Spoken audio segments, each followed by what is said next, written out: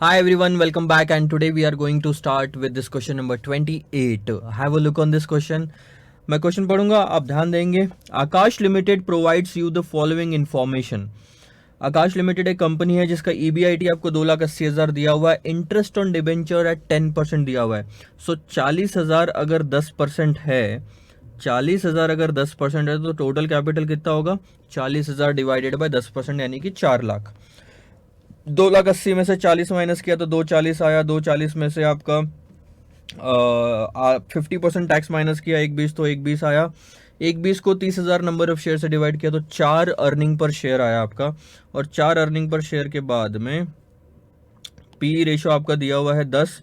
तो P ratio multiplied by EPS अगर हम करते हैं तो हमारा आता है मार्केट प्राइस जो कि 40. ठीक है सर, आपने बोला तो आएगा.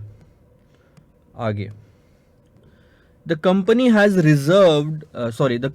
reserves and surplus of 7 lakh and required 4 lakh further for modernization. अब ध्यान दो, कंपनी का कैपिटल क्या है ये आपको समझना जरूरी है कि अभी एग्जिस्टिंग क्या चल रहा है कंपनी में.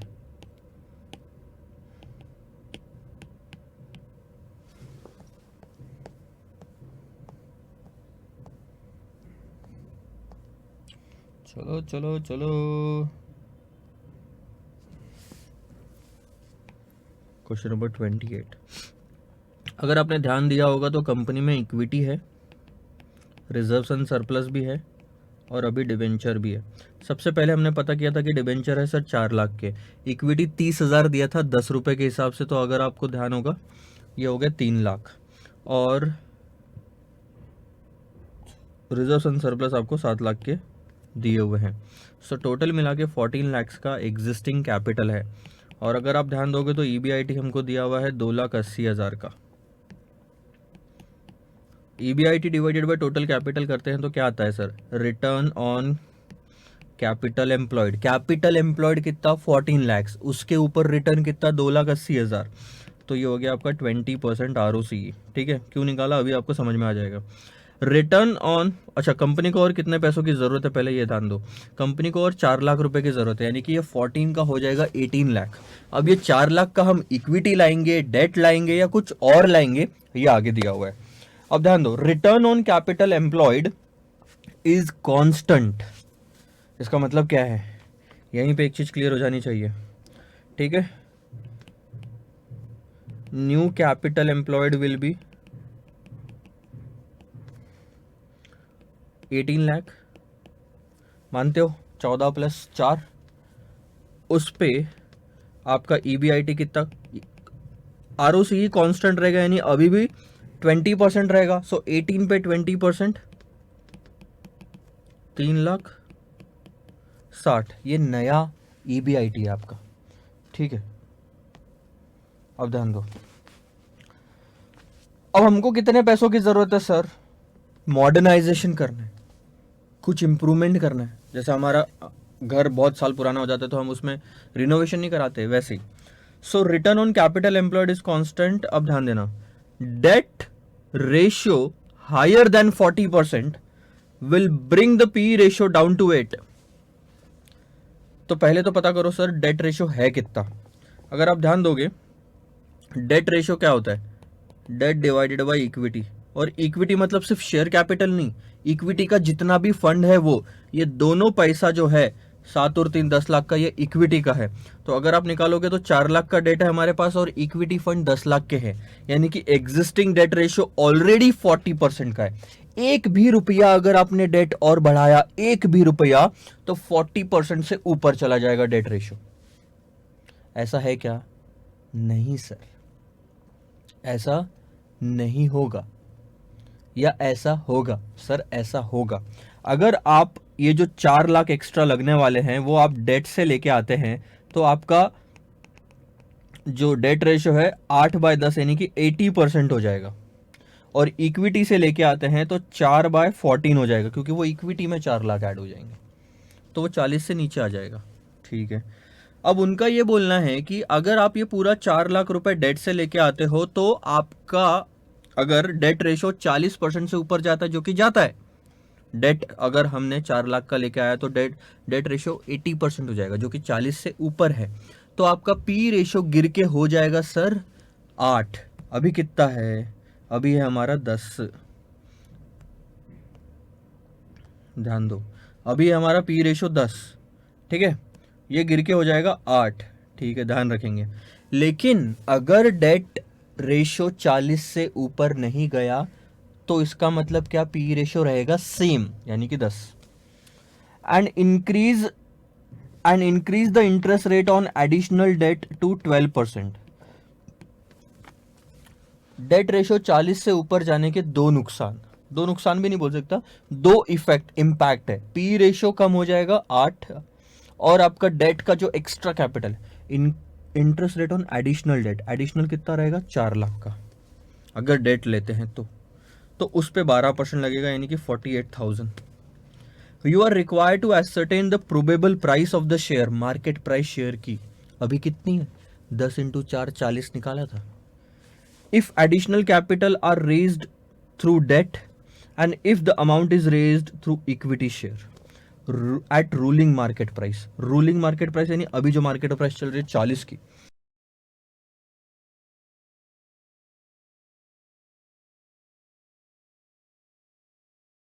अगर मैं आपको समझाऊं तो डेट से लाओगे तो रेशियो आपका 40 से ऊपर चले जाएगा। तो दो चीजें ध्यान रखनी पड़ेगी कि इंटरेस्ट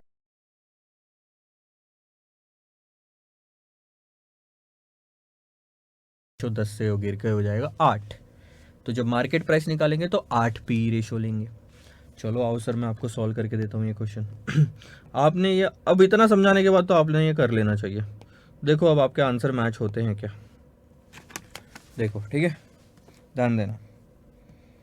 अगर मैं डेट लेके आता हूँ और मैं इक्विटी लेके आता हूँ, दोनों केस में मेरा EBIT सेम रहेगा 3,60,000, क्योंकि इस पे कोई इम्पैक्ट नहीं पड़ता, 20% ऑफ 18 लाख, ठीक है, दिख रहा है। उसके बाद इंटरेस्ट माइनस होगा। अब देखो एग्जिस्टिंग इंटरेस्ट कितना दिया हुआ है हमको, या नहीं है,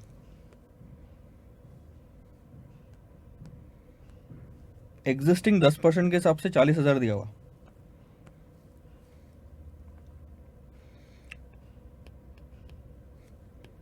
इंटरेस्ट एट 10%, और इंटरेस्ट एट 12% किस पे लगाओगे, जितना भी एडिशनल डेट लाया उस पे। और कितना एडिशनल डेट लाया सर, 4 लाख का, सो 48,000 हो जाएगा, ठीक है। अब इस केस में सिर्फ 40,000 ही रहेगा, ठीक है, क्योंकि उस केस में आप सिर्फ इक्विटी ला रहे हो।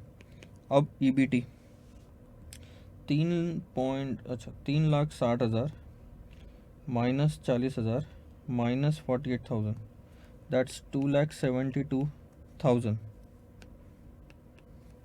लेकिन 3,60,000 माइनस 40,000 यहाँ पे सिर्फ होता है 3,20,000। टैक्स कटेगा सर, टैक्स देना पड़ता ना गवर्नमेंट को।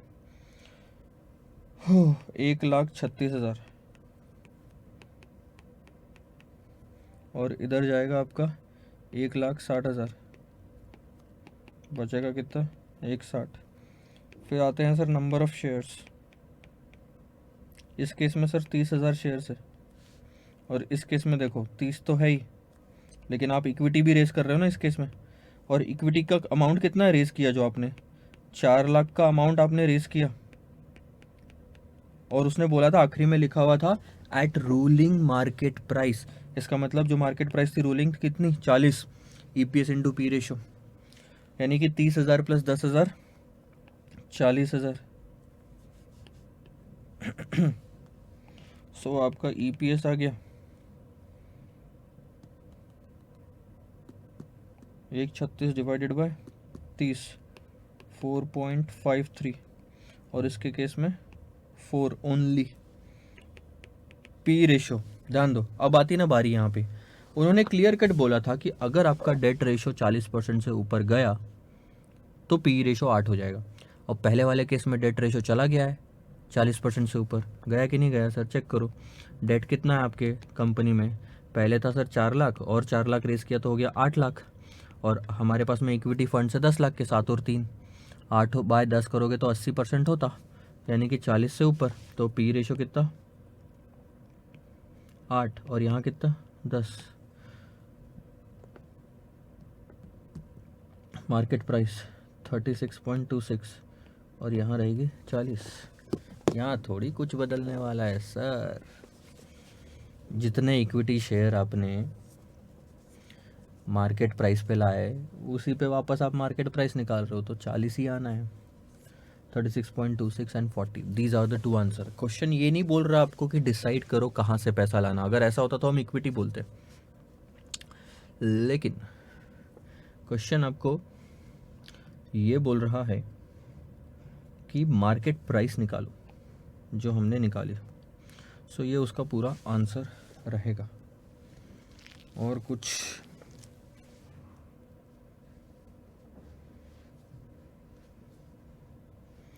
इसमें ध्यान देने दो, अगर कुछ है निकालने लायक और बताने लायक तो मैं बता सकता हूँ।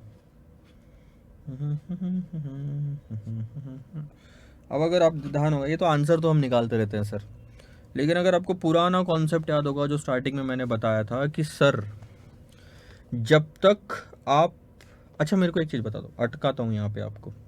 अगर यहाँ डिसीजन लेने बोला होता तो आप क्या डिसीजन लेते सर? हम डिसीजन लेते कि मार्केट प्राइस 40 है इक्विटी में, तो इक्विटी रेज करना चाहिए। सही बात है।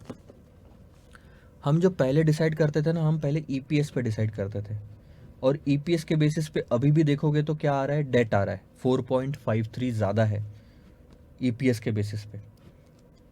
यानी कि आपका ये डिसीजन निकलेगा ईपीएस के बेसिस पे डेट रेस करो, मार्केट प्राइस के बेसिस पे इक्विटी रेस करो। अब मैं पुरानी कहानी आपको प्रूव करके दिखाता हूँ। अगर आपको याद होगा तो मैंने कहा था कि जब तक ROCE will be greater than cost of date,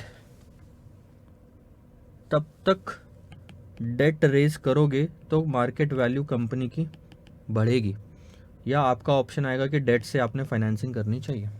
अब अपने केस में देखो ROCE 20% है, और अगर आप कॉस्ट ऑफ डेट देखोगे तो 10 और 12 के ऊपर नहीं है, वो एवरेज आउट भी करोगे 4-4 लाख का तो 11% आएगा, which is greater than cost of date.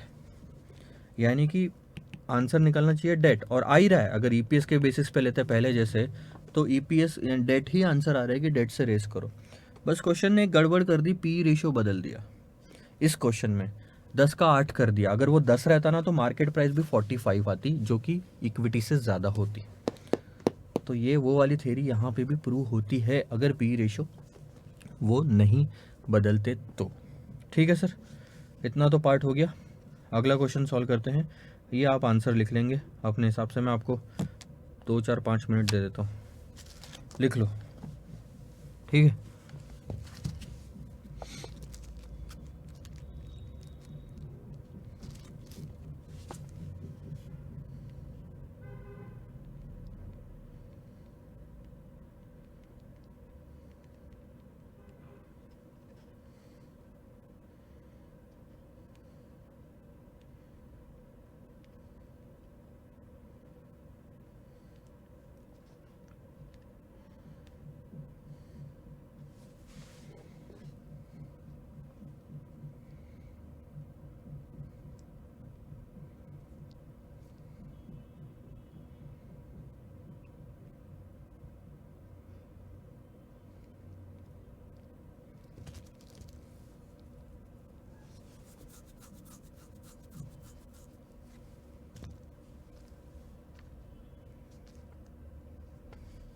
चले, बाकी तो आपने लिख ही लिया होगा, टाइम वेस्ट नहीं करते, ध्यान देंगे सर। आएगा समझ में क्वेश्चन, थोड़ा सा इंटरेस्टिंग तो था बोल सकते हैं, और ये आपको उससे भी ज़्यादा इंटरेस्टिंग लगेगा। और जाने दो, आखिरी में बताऊंगा। जितना डिफिकल्ट ये क्वेश्चन दिखता है उतना डिफिकल्ट है नहीं। Messrs sensation corporation has a capital structure of 40% debt and 60% equity. एक कंपनी है मेसर्स सेंसेशन कॉर्पोरेशन। इनका कैपिटल स्ट्रक्चर क्या है सर कि ये 100 रुपए का अगर कैपिटल लेके आते हैं तो उसमें 40 रुपए का डेट होता है और 60 रुपए का इक्विटी होता है। and the company is presently considering several alternative investment proposals costing less than 20 lakhs. 20 lakh के अंदर के वो इन्वेस्टमेंट करना चाहती है. The corporation always raises the required fund without disturbing its present debt equity ratio. So present debt equity ratio जो भी है हमारा, यानी कि यहाँ पे जो दिया है 40% डेट और 60% इक्विटी, ये हम मेंटेन करके रखते हैं, हम इसको बिगाड़ते नहीं है. आगे कितना भी पैसा हमको रेज क्यों नहीं करना हो. इसका मतलब क्या है, इस सेंटेंस का मतलब यह है कि सर आगे हम जितना भी पैसा आपको बोलेंगे उठाने के लिए मार्केट से, इसी रेशियो में उठाना, वरना टांगे तोड़ देंगे. देखो, the cost of raising the debt and equity are as under. अब आपको दिया है कि अगर प्रोजेक्ट की कॉस्ट, इस वर्ड पे ध्यान देना क्योंकि यहां पे गलती हो जाएगी अगर आपने ये वर्ड नहीं पढ़ा तो. अगर आपकी प्रोजेक्ट की कॉस्ट अप टू 2 लाख है तो डेट की कॉस्ट आपकी 10% और इक्विटी 12% रहेगी. अगर आपकी प्रोजेक्ट की कॉस्ट 2 लाख से 5 लाख के बीच में फंसती है तो डेट की कॉस्ट 11 और इक्विटी की कॉस्ट 13 रहेगी. और अगर प्रोजेक्ट की कॉस्ट 10 लाख के अंदर 5 के ऊपर है तो ये 10 से 20 के ऊपर में 10 से 20 के बीच में अगर प्रोजेक्ट की कॉस्ट है तो डेट की कॉस्ट ये और इक्विटी की कॉस्ट ये होगी. ठीक है, उन्होंने बोल दिया कि भैया आप डिसाइड करो आपके प्रोजेक्ट की कॉस्ट कितनी, उसके ऊपर डिपेंड करेगा कि कॉस्ट ऑफ डेट और कॉस्ट ऑफ इक्विटी क्या होगी. Assuming the tax rate at 50%, calculate the cost of capital. तो ये कॉस्ट ऑफ कैपिटल चैप्टर का क्वेश्चन हो गया. Of 2 projects X and Y, उन्होंने 2 प्रोजेक्ट दिए अपन को और उन 2 प्रोजेक्ट की जो वैल्यू है वो है 6.5 लाख और 14 लाख. अब आपको कॉस्ट ऑफ कैपिटल 2 प्रोजेक्ट की निकालना है. आपको कॉस्ट ऑफ कैपिटल प्रोजेक्ट की निकालना है जिसके अंदर में डेट भी होगा, जिसके अंदर में इक्विटी भी होगा, यानी एक तरह से वो आपको WACC निकालने बोल रहे हैं. 6.5 लाख कहां फंसता है, ध्यान दो. 6.5 लाख सर आपका यहां पे फंसेगा 6.5 थर्ड ऑप्शन में. तो आपकी कॉस्ट ऑफ डेट और कॉस्ट ऑफ इक्विटी होगी 12 और 14%. और ये जो 14 लाख है वो आपको लास्ट वाले में फंसेगा जिसमें आपकी कॉस्ट ऑफ डेट 13 और 14.5 इक्विटी हो जाएगी. आपको कॉस्ट मिल गई, वेट मिल गए 40 और 60 के. 40 और 60% में ही उन्होंने बोला था रेस करने के लिए, अमाउंट की जरूरत नहीं है. और निकाल लो WACC, ये आपका आ जाएगा कि आपको पैसा उठाने के लिए कॉस्ट कितनी लगेगी in terms of interest, in terms of dividend. Interest किसको देना पड़ता है, डेट वालों को देना पड़ता है. जितना पैसा लोगे उस पर इंटरेस्ट देना पड़ता है. कितना देना पड़ेगा सर, 12%. पहले वाले केस में 13%, दूसरे वाले केस में. और इक्विटी वालों को डिविडेंड देना पड़ता है जितना भी पैसा आप लेके आओगे. ठीक है, पता करें पहला वाला, दूसरा वाला मैं आपको बाद में समझाऊंगा. सो बहुत आसान है. ताररररम ताररम पम. So this is question number 29 I think so. एक बार मैं चेक कर लेता हूँ. 29.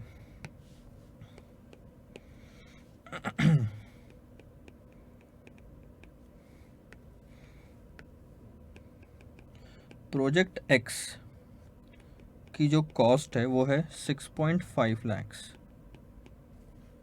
ठीक है, which falls under third category in the given table. ये मैं आपके लिए लिख रहा हूँ, एग्जाम में लिखने की जरूरत नहीं पड़ती. Therefore cost of capital, table format में आपको लिखना आता है, वैसे ही निकाल लो, चलो कोई बात नहीं. इक्वेशन फॉर्म में आसान जाता है यार. इक्विटी डेट, बोलो इक्विटी कितना 60% होता है, ये 40 होता है. अमाउंट लिखने की ज़रूरत नहीं है, ऑलरेडी रेशियो दिया हुआ है आपको. तो इक्विटी की कॉस्ट 14 जाएगी और डेट 12. इक्विटी 14, डेट कितना होगा सर, ये समझ में आ रहा है आपको, 1 माइनस 0.50. कॉस्ट ऑफ डेट जो होती है इस पे इंटरेस्ट पे टैक्स सेविंग होती है. तो 12% का इंटरेस्ट दोगे तो वो खर्चे में डालोगे, खर्चे में डालोगे तो उतना 50% आपका टैक्स सेव होएगा. सो 12 1 माइनस 0.5, तो ये आफ्टर टैक्स आपका आ जाएगा 2.4 और 8.4. ठीक है, सो 10.80% will be the overall cost of capital. This is your answer. ये हो गया पहला फॉर प्रोजेक्ट एक्स. चलो बात करते हैं सर प्रोजेक्ट वाई की. प्रोजेक्ट वाई की कॉस्ट कितनी है? 14 lakhs. ठीक है. और ये चौथे कैटेगरी में आएगा. सो उसकी कॉस्ट ऑफ कैपिटल निकालेंगे. इक्विटी डेट रेशियो सेम रहेगा 60-40 का. लेकिन इस केस में अगर आप ध्यान दोगे तो 14.5 और 13% हम यूज़ करेंगे. इसमें भी आपको टैक्स सेविंग होएगी तो 1 - 0.50 लेंगे हम. 8.7.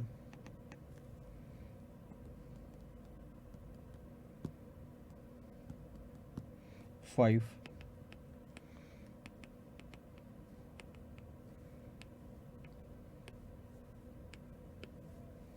अब आपके दो आंसर आ गए. मैं इसका मतलब आपको समझा देता हूँ. सिर्फ फॉर्मूला डाल के आंसर निकालना और कैलकुलेशन करने में कोई सर मज़ा नहीं आएगा. एक सेकंड ना, ध्यान दो.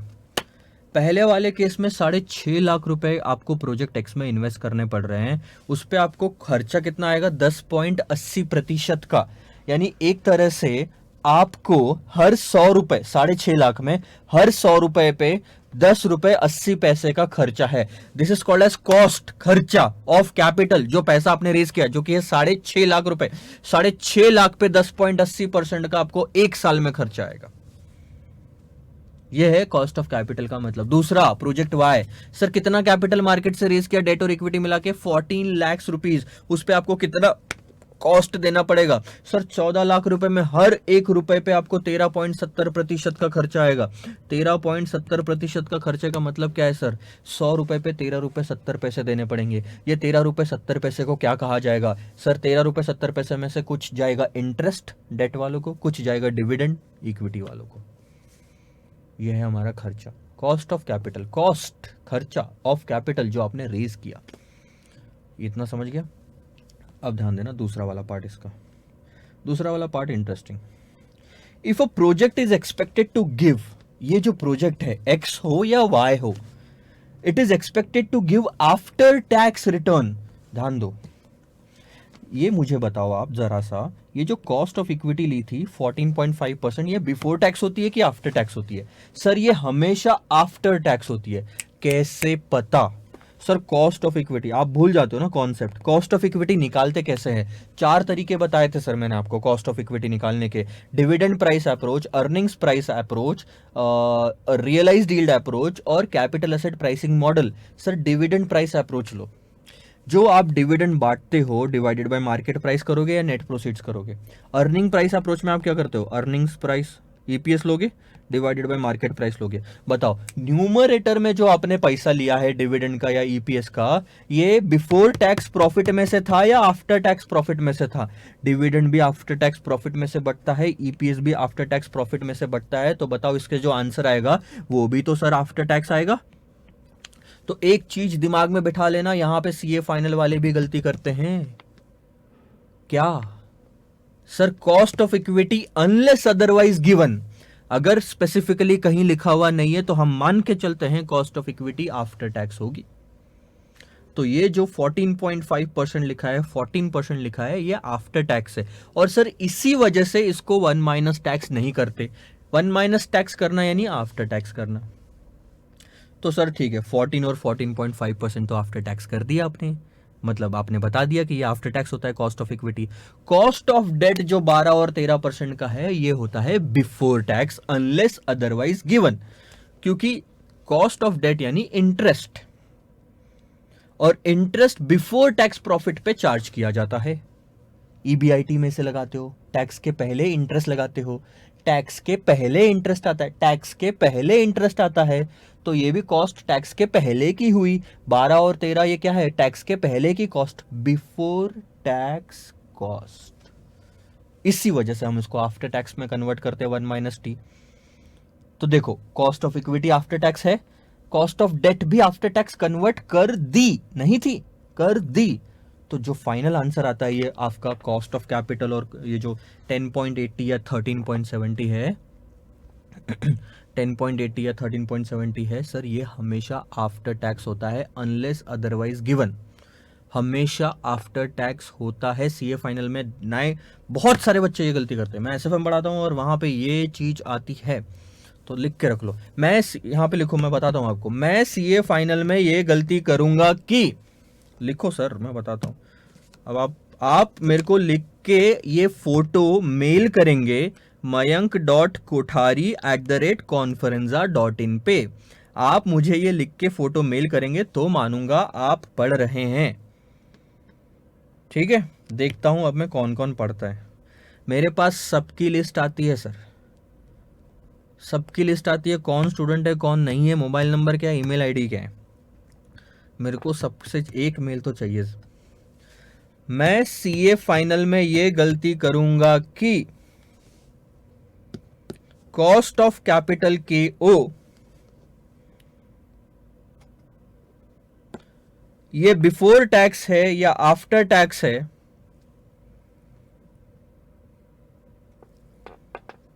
ये समझ नहीं पाऊंगा। ये समझ नहीं पाऊंगा, लेकिन मैंने, लिखो सर ये चीज लिखो, लेकिन मैंने इंटर में एफएम में पढ़ा था कि cost of capital unless otherwise given after tax होती है, आफ्टर टैक्स होती है, ठीक है। देखो मैं अपना काम कर देता हूँ, अब आप पे है, आप मेल करते नहीं करते। लिखा तो ठीक है, इग्नोर कर दिया तो ठीक है, अपना अपना नुकसान है सर। ठीक है, मैं अभी अपने वापस क्वेश्चन पे आता हूँ, ध्यान देंगे आप। 2 मिनट होल्ड करें।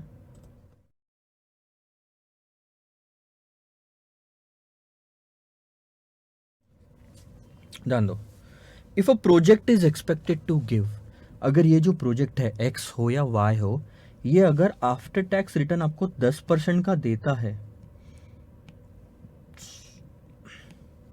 अगर इस प्रोजेक्ट से आपको 10% का रिटर्न मिलता है, तो डिटरमाइन करो, यानी कि पता लगाओ अंडर व्हाट कंडीशन, ऐसी कौन सी सिचुएशन हो सकती है, कौन सी कंडीशन के तहत हम इस प्रोजेक्ट को एक्सेप्ट करेंगे, it would be acceptable, x हो या वाई हो। अभी जो कंडीशन दी है क्या उसमें एक्सेप्ट करोगे, पहले ये बताओ। मैं बोलता हूं सर एक्सेप्ट नहीं करेंगे। क्यों? ध्यान दो। आप ये बताओ, इस प्रोजेक्ट से आप एक्स हो या वाई हो, कितना कमाने वाले हो आफ्टर टैक्स? 10%। सर मैंने यहां से पैसा लाया जिस पे मुझे 10 रुपए 80 पैसा देना है 100 रुपए पे, या 13 रुपए 70 पैसे देना है। इस प्रोजेक्ट के पैसे से 6.5 लाख हो या 14 लाख हो इन्वेस्ट किया, और उस पर कितना कमा रहा हूं? 10 रुपए कमा रहा हूं हर 100 रुपए पे।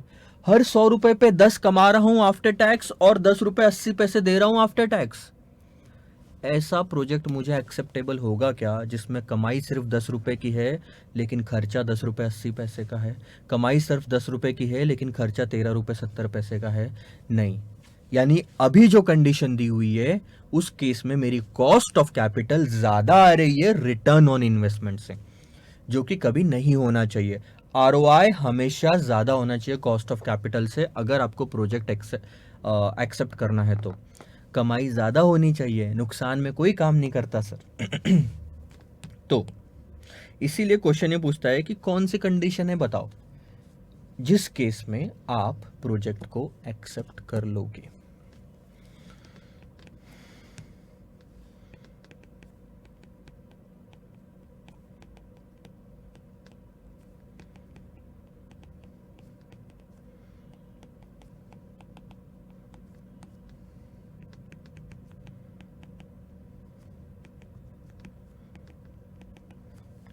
खर्चा ज्यादा है, अब हिंदी में आता नहीं है, खर्चा इज ग्रेटर देन कमाई। अब कमाई में ई कौन सा लगता है मुझे नहीं पता, ठीक है। तो आप ठीक कर लेना। हिंदी थोड़ी सी अब वीक हो गई है, वैसे हम हिंदी मीडियम के स्टूडेंट थे किसी ज़माने में, क्या करें सर।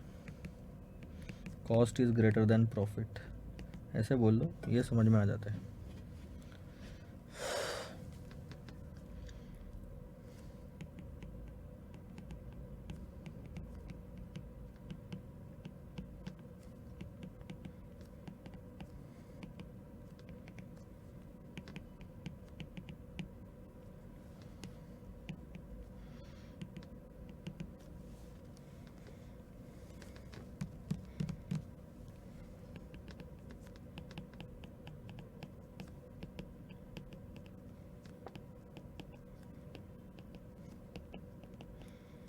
ध्यान दो, मैं क्या बता रहा हूँ आपको, यहाँ पे 4 टेबल दिए हुए, 4 रोज दी हुई है।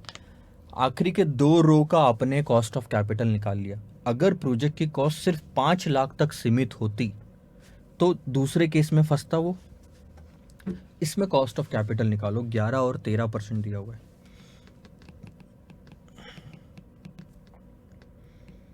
Weight of debt into cost of debt 1 minus tax plus weight of equity into cost of equity. जो आपने ऊपर टेबल में निकाला, मैं इक्वेशन के थ्रू निकाल रहा हूँ। Wait of that is 40, cost of that is 11 और 60 into cost of equity is 13। निकालो, 11 का 50% इंटू 0.40, 13 का 60%। ध्यान दो, अगर प्रोजेक्ट की कॉस्ट सिर्फ 5 लाख या उससे कम होती है तो आपका ओवरऑल कॉस्ट ऑफ कैपिटल जो है ये 10% आता है। इसका मतलब अगर 5 लाख तक का आपका कॉस्ट ऑफ कैपिटल है तो आपका 5 लाख तक का अगर प्रोजेक्ट का कॉस्ट है 6.5 और 14 नहीं, 5 लाख, तो आपका कॉस्ट ऑफ कैपिटल और रिटर्न ऑन इन्वेस्टमेंट सेम आता है। ज़्यादा से ज़्यादा इस लेवल तक आप प्रोजेक्ट को एक्सेप्ट कर सकते हो, इसके ऊपर नहीं। यानी 5 लाख के ऊपर किसी भी प्रोजेक्ट की कॉस्ट नहीं होना चाहिए इस वाले क्वेश्चन में। फाइनल आंसर लिख रहा हूँ मैं। प्रोजेक्ट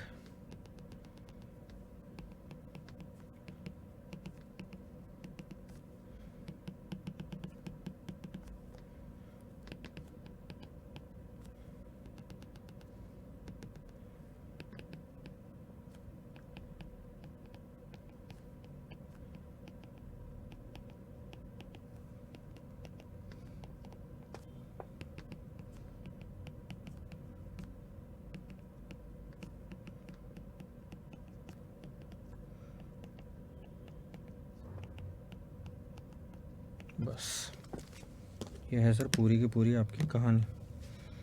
और बोलो, कहानी ख़त्म, खेल शुरू। चले आगे बढ़े, समझ में आगे लिख लोगे या 2 मिनट चाहिए? चलो 2 मिनट लिख लो।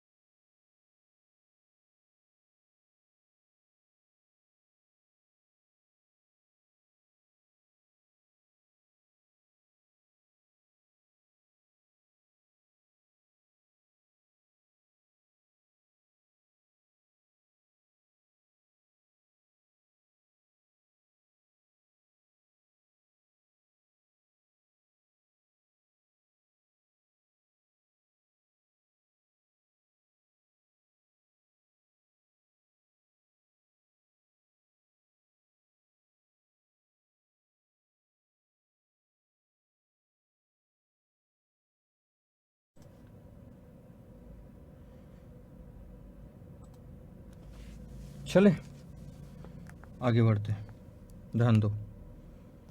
क्वेश्चन नंबर 29 भी सर हमारा हो गया। अब बारी आती है होमवर्क की। 30 होमवर्क है, 31 भी होमवर्क है। 31 थोड़ा सा आपको डिफ़िकल्ट जाएगा, लेकिन आंसर अगर एक बार देखोगे ना तो आपको स्लाइड से समझ में आएगा। और अभी मैं इसको होमवर्क के लिए दे रहा हूँ, लेकिन आपको सारे के सारे स्लाइड्स जो है मान के चलो नेक्स्ट चैप्टर की आपको जब रिकॉर्डिंग मिलना शुरू हो जाएगी तब इसके चैप्टर की आपको स्लाइड्स मिलेगी, ठीक है।